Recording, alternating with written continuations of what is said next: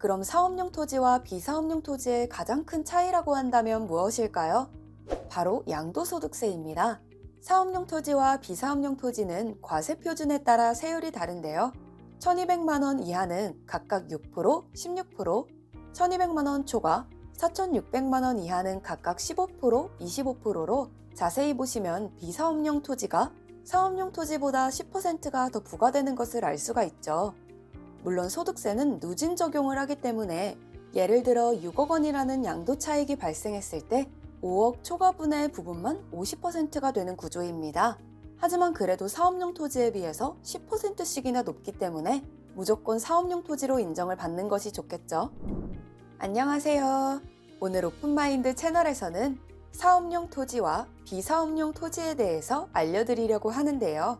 주택과 마찬가지로 토지도 중과세가 있다는 사실 알고 계시나요? 바로 비사업용 토지인 경우에는 양도소득세가 10%나 더 중과되기 때문에 어떤 토지가 사업용 토지이고 비사업용 토지인지를 구분하는 것은 정말 중요합니다. 오늘 이 내용은 토지에 대해 공부하고 토지 투자를 하시려고 하는 분들께는 정말 꼭 필요한 내용이고 많은 분들이 헷갈릴 수 있는 부분이기 때문에 오늘 이 영상을 집중해서 끝까지 시청하셨으면 좋겠습니다. 먼저 사업용 토지와 비사업용 토지가 지목에 따라 어떻게 구분되는지 알아볼 텐데요. 비사업용 토지는 사업용 토지에 비해 양도소득세를 더 내야 하기 때문에 당연히 내 토지가 사업용 토지가 되어야 좋겠죠. 그래서 어떤 기준으로 사업용 토지로 인정이 되는지 농지, 임야, 목장용지, 그 외의 기타 토지로 나누어서 설명을 드리도록 하겠습니다. 첫 번째로 농지는 전, 답, 과수원이 해당되며 시 이상의 주거, 상업, 공업지역 외에 소재하는 제촌자격 농지의 경우가 사업용 토지가 됩니다. 주거, 상업, 공업지역에 속하는 농지는 사실 농지라기보다는 대지라고 할 수 있죠.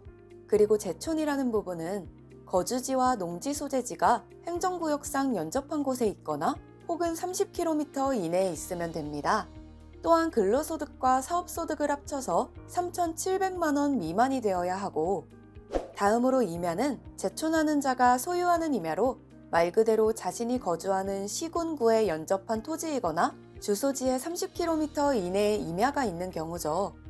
또한 개발 제한 구역 안의 임야도 다른 용도로 쓸 수 없기 때문에 사업용 토지가 됩니다. 그리고 영림계획 인가를 받아 사업 중인 임야 또는 특수개발지역으로 지정된 임야는 도시지역 밖 또는 도시지역의 보전녹지지역 안의 임야에 한해서 인정이 됩니다. 그리고 목장용지는 시 이상 주거, 상업, 공업지역 외의 지역 소재여야 하고 실제 축산업을 영위해야 하며 가축별로 기준 면적이 있기 때문에 궁금하신 분들은 자세한 기준을 찾아보시면 좋을 것 같아요. 그 외의 기타 토지는 재산세 납부 내역을 조회하는 방법으로 알 수가 있습니다. 재산세가 비과세 또는 면제 시 혹은 재산세가 별도 합산, 분리과세의 대상일 때는 사업용 토지, 반대로 종합합산일 경우에는 비사업용 토지일 가능성이 매우 높습니다. 기타 토지의 경우에서 대지에 대한 부분은 따로 볼게요. 대지는 건축물 존재 유무에 따라 달라지는데 토지와 건물 소유주가 불일치하더라도 문제가 없고 무허가 주택도 가능합니다. 하지만 무허가인 기타 건물은 비사업용 토지에 속합니다. 또한 대지는 용도 지역별로 배율이 다르게 적용되는데요. 만약 정말 넓은 땅에 건물 하나 조그맣게 지어놓는다고 다 인정을 해줄 수는 없겠죠. 그렇기 때문에 용도 지역별로 건물 바닥 면적의 배율을 적용하여 인정을 해주는데요. 전용주거 지역은 건물의 5배, 준주거 지역과 상업 지역은 3배, 일반 주거 지역, 공업 지역은 4배, 녹지 지역은 7배, 미계획 지역은 4배, 도시 지역 외의 지역은 7배로 주택은 10배까지 사업용 토지로 인정이 된다고 합니다.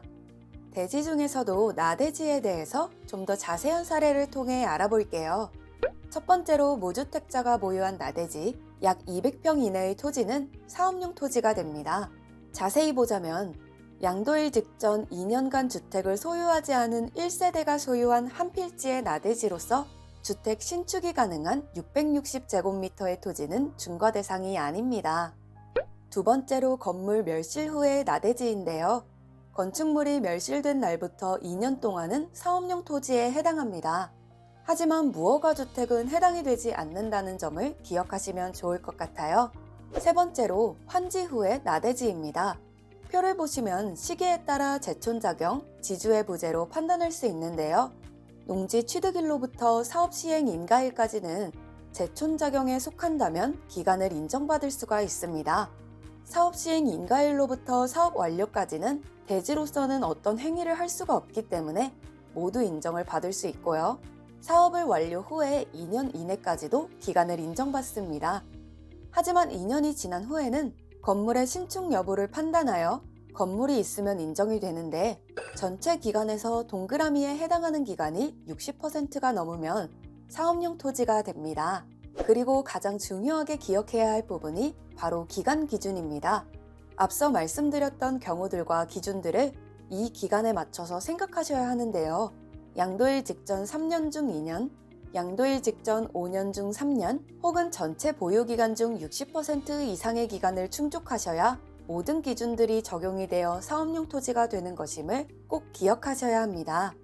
예를 들어 농지의 경우 주거, 상업, 공업지역 외에 소재하는 제촌작용 농지, 근로, 사업소득이 3,700만 원 미만일 때 사업용 토지로 인정이 된다고 했는데 내가 만약 양도일 직전 토지 보유기간 5년 중에 1년만 이 요건을 갖추었다고 하면 인정이 되지 않고 5년 중에 3년 이상을 충족하거나 전체 기간 중에서 60% 이상을 충족해야 사업용 토지가 된다는 거죠.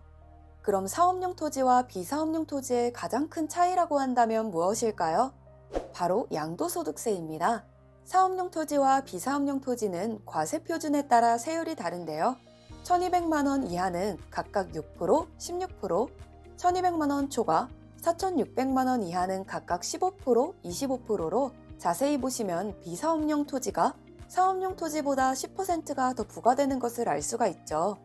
물론 소득세는 누진 적용을 하기 때문에 예를 들어 6억 원이라는 양도 차익이 발생했을 때 5억 초과분의 부분만 50%가 되는 구조입니다. 하지만 그래도 사업용 토지에 비해서 10%씩이나 높기 때문에 무조건 사업용 토지로 인정을 받는 것이 좋겠죠. 또한 하나 더 알아야 할 사항은 비사업용 토지의 예외입니다. 바로 2009년 3월 16일부터 2012년 12월 31일까지 취득한 비사업용 토지는 10%를 중과하지 않는다는 사실을 기억하시면 좋을 것 같습니다. 그럼 다음으로는 양도소득세를 감면해주는 경우에 대해서 알아보겠습니다. 첫 번째로 자경제촌 8년 이상 토지 보유 시 감면 대상이 되는데요. 여기서 자경은 취득일로부터 양도일까지 8년 보유, 그리고 토지 주인이 직접 농작업의 반 이상을 한 경우, 또한 사업소득이 연 3,700만 원 이상인 경우는 자경기간에서 제외하며 소득에서 부동산 임대소득은 제외한다는 부분을 기억하시면 좋을 것 같아요. 다음으로 제초는 농지 소재지 시군구와 연접한 시군구이어야 하며 농지로부터 직선거리 30km 이내에 거주해야 하고 세대원 전원 주소지를 이전해야 한다는 조건이 있습니다. 그리고 두 번째는 8년 이상 자경제촌한 농지를 직계 존속 및 배우자로부터 상속 또는 증여받은 경우 3년 이내 양도 시 양도소득세를 감면받을 수 있고 양도소득세 감면 금액은 1년에 1억, 5년간 2억까지 감면 혜택을 받을 수가 있습니다. 마지막으로 몇 가지의 판단 사례를 통해 조금 더 알아보려고 합니다. 첫 번째 질문은 주차장도 사업용 토지가 되나요? 인데 주차장으로 이용하는 토지는 주차장 운영업을 영위하는 자가 소유해야 하며 주차장법에 따른 노예주차장으로 사용되어야 합니다. 또한 토지의 가액에 대한 1년간 수입 금액의 비율이 3% 이상이 되어야 하며 주차장용으로 임대하는 경우와 농지를 임의적으로 주차장 사용 시에는 비사업용 토지가 됩니다. 두 번째 질문입니다. 고물상 같은 물품 보관의 경우는 어떻게 되나요? 물품의 보관, 관리를 위하여 별도로 사용되는 하치장, 야적장 등은 물품의 보관, 관리에 사용된 최대 면적의 120%, 그러니까 1.2배까지만 사업용 토지로 인정이 됩니다. 이때 고물상 사업자에게 임대하는 경우도 인정이 된다고 하네요. 마지막으로 골프 연습장은 어떤 기준이 있나요? 라는 질문인데요. 건축물의 부속 토지로서 지방세법 규정에 의하여 재산세가 별도 합산되는 토지는 사업용 토지이고 체육시설의 설치, 이용에 관한 법률에 따른 체육시설에 실외 골프 연습장업을 영위하는 자가 그 사업에 직접 사용하는 토지로서 타석 면적과 보호망을 설치한 토지 면적을 합한 면적의 2배 이내의 면적은 사업용 토지로 인정된다고 합니다. 오늘은 토지 투자에 있어서 가장 중요하게 알아두어야 할 사업용 토지와 비사업용 토지에 대해서 알아보았는데요. 오늘 이 내용들을 반복해서 공부하시고 더 자세히 찾아보신다면 성공적인 토지 투자의 발판으로 삼으실 수 있을 거라고 생각합니다. 앞으로도 오픈마인드 채널에서는 토지의 권리 분석과 함께 여러 가지 유용한 정보들을 제공해 드릴 예정이니 많은 관심 부탁드립니다. 오늘은 여기까지입니다. 감사합니다.